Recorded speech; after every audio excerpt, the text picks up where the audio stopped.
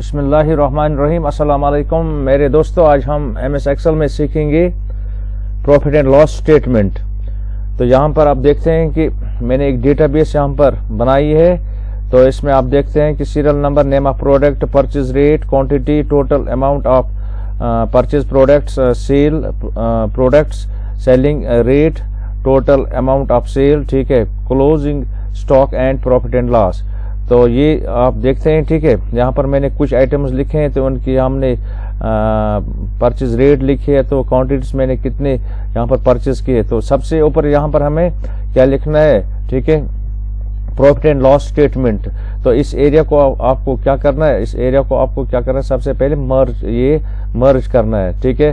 तो कैसे करेंगे, यहाँ से हम सिलेक्शन करेंगे। तो सिलेक्ट करने के बाद यहाँ पर होम टैब में ये मर्ज एट सेंटर आपको क्लिक करना है, ठीक है। उसके बाद यहाँ पर आपको क्या करना है, यहाँ पर आपको बॉर्डर टूल टिप पर जाना है। तो यहाँ पर आपको थिक बॉर्डर देना है, ठीक है। उसके बाद यहाँ पर आपको फिल कलर इसको देना है, ठीक है। तो यहाँ पर आपको इस टूल टिप पर आपको क्लिक करना है, यहाँ पर हम फिल कलर देंगे। उसके बाद यहाँ पर आपको क्या करना है, यहाँ पर आपको फॉन्ट कलर देना है। यहाँ पर मैं व्हाइट रखूंगा, ठीक है।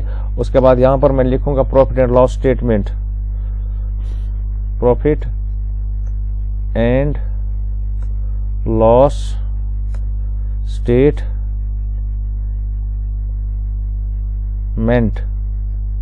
ठीक है।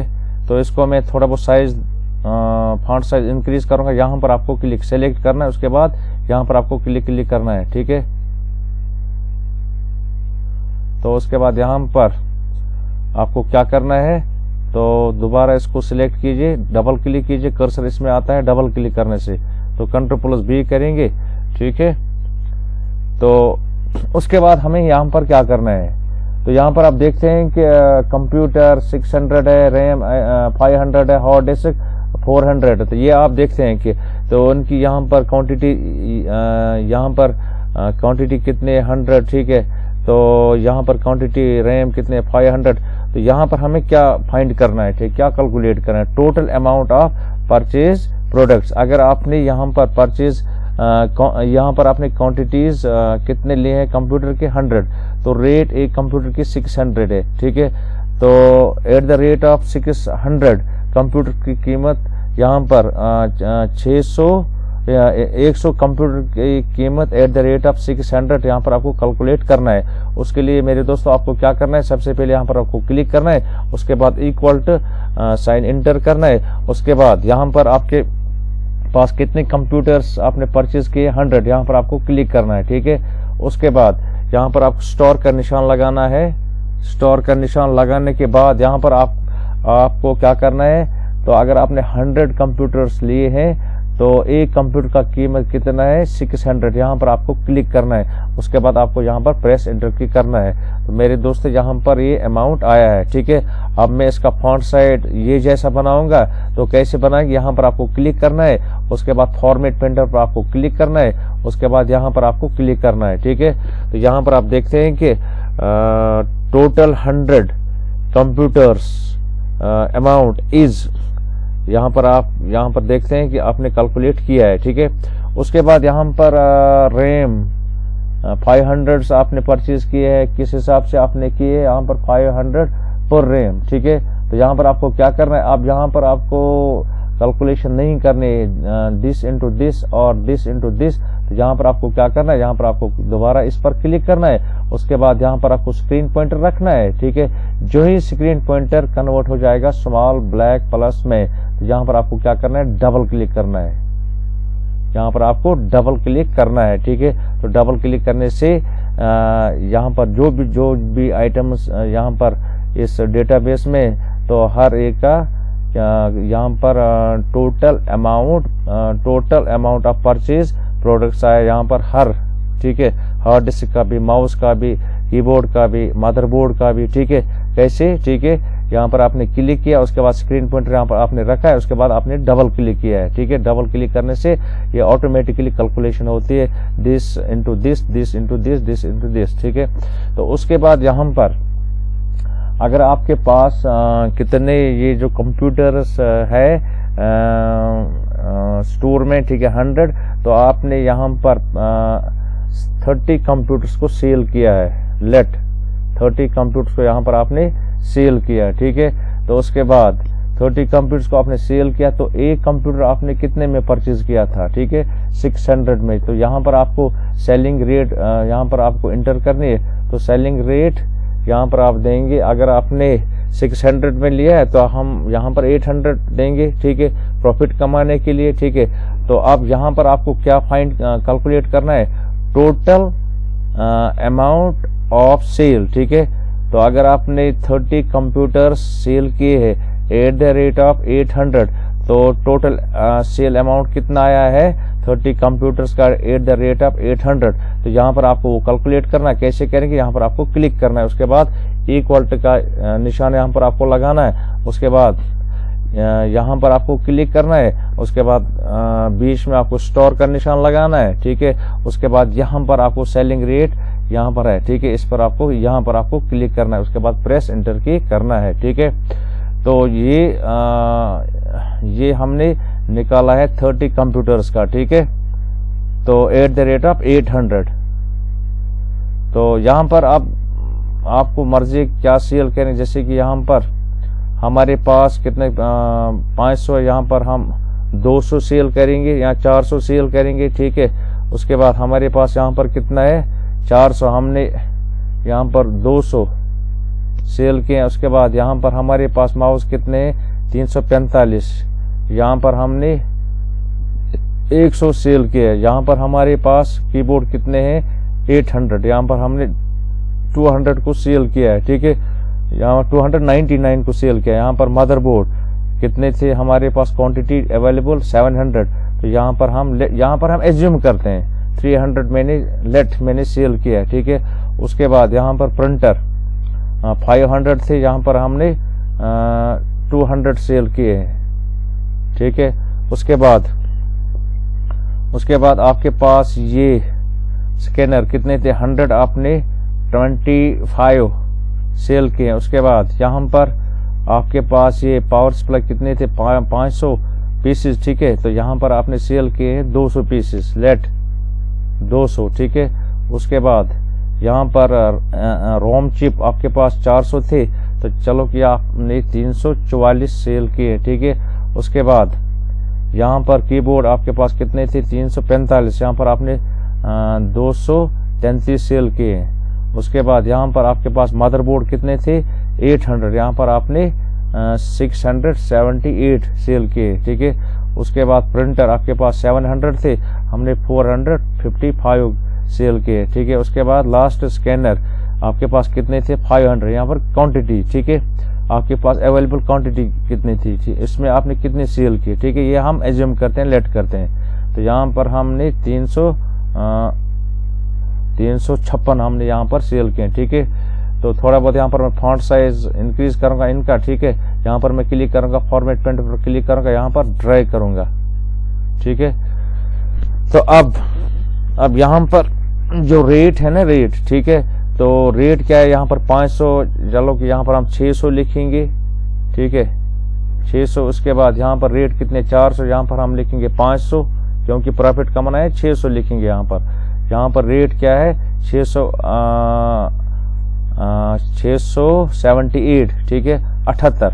तो यहाँ पर हम लिखेंगे 800, ठीक है। अब यहाँ पर रेट कितने 453, चलो कि हम 500 लिखेंगे यहाँ पर 500।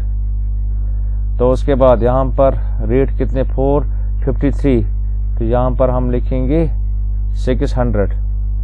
तो यहाँ पर रेट के 789, यहाँ पर हम लिखेंगे 800। तो यहाँ पर रेट कितने 987, यहाँ पर हम लिखेंगे 1100। तो ये एक पीस का हम कीमत लिखते हैं, एक पीस का, ठीक है। यहाँ पर रेट कितना है, यहाँ पर पावर सप्लाई का क्या रेट है 678, तो यहाँ पर हम लिखेंगे 700, ठीक है। तो उसके बाद 400 रोम चिप का कितना रेट है 453, यहाँ पर हम लिखेंगे 600। तो यहाँ पर कीबोर्ड 453, तो यहाँ पर हम लिखेंगे 700। तो उसके बाद यहाँ पर मदरबोर्ड रेट कितना है यहाँ पर 789, यहाँ पर हम लिखेंगे 900।